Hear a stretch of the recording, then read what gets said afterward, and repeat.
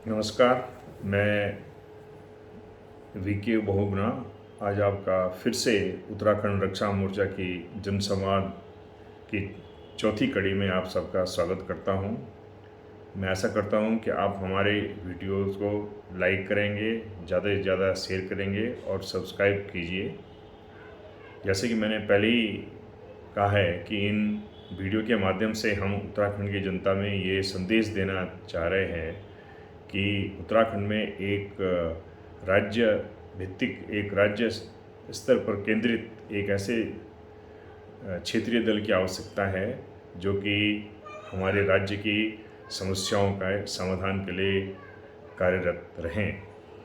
और हम एक ऐसे क्षेत्रीय दल में ऐसे राजनीतिज्ञ पैदा करना चाहते हैं जो युवा हों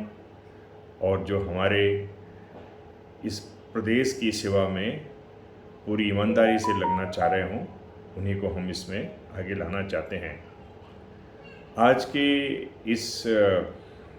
संवाद में मैं दो तीन बातों के ऊपर अपनी पार्टी का जो नीतिगत है उसको मैं आपके सामने रखता हूँ। ऐसा देखा गया है कि उत्तराखंड में जो सरकारी कर्मचारी हैं, विभिन्न विभागों के कर्मचारी हैं, मैं अक्सरतया ये देखता हूँ कि कोई ना कोई कहीं धरने पे बैठा हुआ है, कोई ना कोई ऑर्गेनाइजेशन भूख हड़ताल में बैठा हुआ है और सभी की कर्मचारियों की मनस्थिति इस तरह की है कि उनका काम में मन नहीं लग रहा है, क्योंकि कुछ ना कुछ उनकी परेशानियां सरकार हल नहीं कर पा रही है। और एक सबसे बड़ा ज्वलंत मुद्दा जो एक अखिल भारतीय स्तर पर सरकारी कर्मचारियों के ऊपर एक बहुत बड़ा एक इशू है जो अभी सुप्रीम कोर्ट में चल रहा है, वो है प्रमोशन में आरक्षण, प्रोन्नति में आरक्षण। प्रमोशन में आरक्षण का मामला इतना ज़्यादा अभी गरमाया है कि इसमें ये समझ में नहीं आ रहा है कि वोट बैंक की राजनीति के लिए ये राजनीतिक दलों ने, जो संविधान के निर्माताओं ने जिसकी कभी उन्होंने कोई सोच भी नहीं की थी, उन्होंने इसको एक वोट बैंक का एक मुद्दा बना रखा है। जैसा कि आपको विदित होगा कि रिजर्वेशन फॉर शेड्यूल कास्ट और शेड्यूल ट्राइब, अनुसूचित जाति और अनुसूचित जनजातियों के लिए भारतीय संविधान में सर्वप्रथम पहले 10 साल के लिए ये रिजर्वेशन किया गया था, ताकि जो पिछड़े लोग हैं, जो समाज में जो पीछे रह गए हैं, वो अन्य लोगों के साथ compete नहीं कर पाएंगे। इसलिए उनको आगे लाने के लिए ये रिजर्वेशन की नीति अपनाई गई थी शेड्यूल कास्ट और शेड्यूल ट्राइब के लोगों के लिए।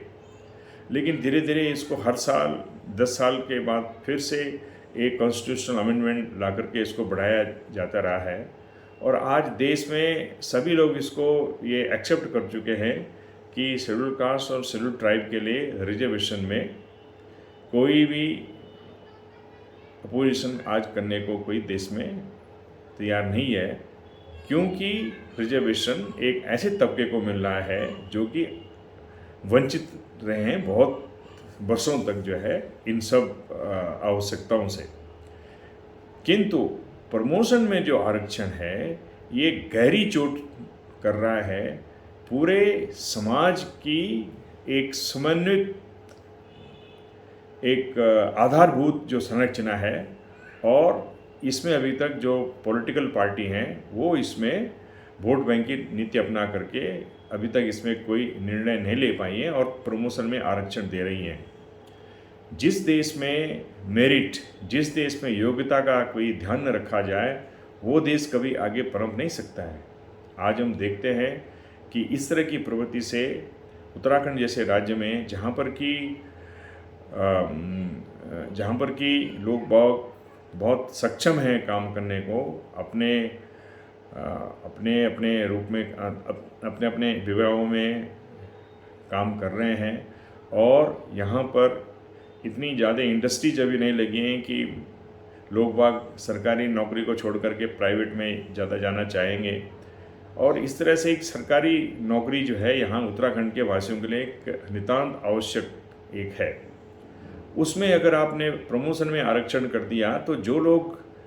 आज किसी के ऊपर कोई ऑफिसर बैठा हुआ है, वो कल किसी के मातहत हो जाएगा, ये कैसे कोई टॉलरेट करेगा। तो इसलिए हमारी पार्टी का ये कहना है कि हमारी पार्टी यदि सत्ता में आती है या हम कभी किसी के साथ सत्ता में भागीदारी करते हैं तो हम प्रमोशन में आरक्षण कभी नहीं होने देंगे। दूसरी बात हम ये कहना चाहते हैं कि आरक्षण की सुविधा शेड्यूल कास्ट और शेड्यूल ट्राइब में भी उन्हीं वर्गों को मिलनी चाहिए जो अभी तक वंचित हैं, जो इसका फ़ायदा उठा चुके हैं। उनको धीरे धीरे स्वतः इसको छोड़ देना चाहिए, अपने दूसरे भाइयों को के लिए इसको छोड़ देना चाहिए। अब इसके ऊपर हम अभी हमारी नीति यह है कि हम स्वेच्छा के अनुसार हम करना चाहते हैं, लेकिन योग्यता के अनुसार जो है सिलेक्शन होना चाहिए और प्रमोशन में कोई आरक्षण नहीं होना चाहिए। और दूसरा, शेड्यूल कास्ट और शेड्यूल ट्राइब के भाइयों से मेरा अनुरोध ये रहेगा कि वो अगर उनकी 2-3 पीढ़ी में वो आगे बढ़ चुके हैं तो अब उनको रिजर्वेशन को छोड़ देना चाहिए, उसका फ़ायदा नहीं लेना चाहिए, ताकि उसी वर्ग के जो अत्यंत पिछड़े लोग हैं, अत्यंत जो जिनको अभी तक कुछ नहीं मिल पा रहा है, जो कम्पीट नहीं कर पाते हैं, वो जो है इसका फ़ायदा उठाएं। एक तो ये सरकारी कर्मचारियों से संबंधित बातें मैं कहना चाह रहा था। दूसरी बात, मैं अपना ये पहले भी कह चुका हूँ कि उत्तराखंड जैसे राज्य में आपने एक ठेकेदारी प्रथा लागू करके एक श्रम शक्ति और जो आप विभिन्न विभागों में जो कर्मचारी आप लगा रहे हैं ठेकेदारी प्रथा के साथ, वो एक हमारे बेरोजगारों के साथ एक नितांत बहुत बड़ा खिलवाड़ आप कर रहे हो। हमारे जो नेता हैं वो ब्यूरोक्रेट ये सब मिल करके इस तरह से जो काम कर रहे हैं, उससे हमारे बेरोजगारों को कोई फ़ायदा नहीं हो रहा है, नंबर 1। नंबर 2, जो भी लोग यहाँ पे इस तरह की ठेकेदारी प्रथा में काम कर रहे हैं, उसमें ज़्यादातर लोग बाहर से आ रहे हैं और वो अकर्मण्य भी हैं, उनके अंदर उतनी अच्छी क्वालिफिकेशन भी नहीं है, इसलिए सरकारी काम धाम भी ठीक ढंग से नहीं हो पाता है। तो इसका ये सबसे बड़ा खामियाजा तो लोग ये भुगत रहे हैं कि ठेकेदारी प्रथा में माना किसी को 20,000 की नौकरी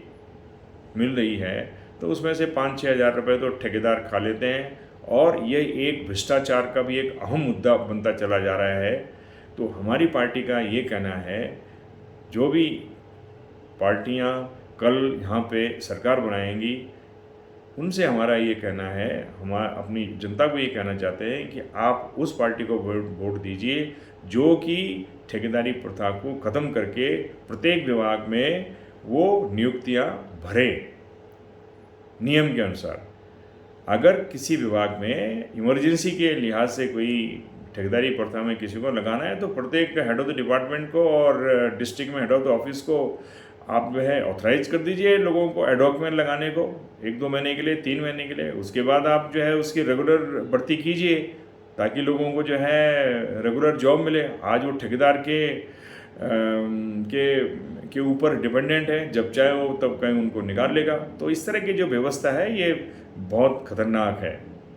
तीसरी जो जॉब के विषय में मैं ये कहना चाहता हूँ, जो हमारी इंडस्ट्रियल नीति है उसमें हमको प्राइवेट सेक्टर के जो भी यहाँ पे उपक्रम लग रहे हैं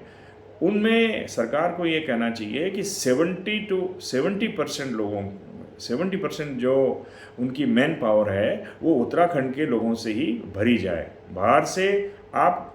अगर बहुत ज़्यादा स्किल की ज़रूरत है तब आप जो है उसमें उसको ला सकते हैं, लेकिन छोटे छोटे कामों के लिए। और यहाँ का जो युवा है वो काफ़ी पढ़ा लिखा है और